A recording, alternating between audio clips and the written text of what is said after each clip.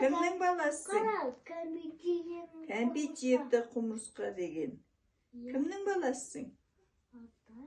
Атаң аты кім? Ал мынаны оқиған енді. Қандай болар екен құмырсқаны? Жинаймын қысты күні, қаннен қаперсіз тынығып жатамын дейді ол. Данышпан құмырсқаны шыр айналдыра қарай бастайды. Басың неге үлкен? Аз сөйлеп көп ойлаймын. Белің неге қылдырықтай? Қомағай емеспін. Жылына қанша дән жейсің? Бір дән жеймін. Соған қанағат етесің бе? Одан көп жей берсем, жер бетіндегі басқа құмырсқалар аш қалмай ма? Қанағат керек қой дейді. Құмырсқаның ақылына қанағат. Түлкі, аю және қойшы. Бір қойшы қой бағып жүрсе, бір түлкіні бір аю қуып келеді екен.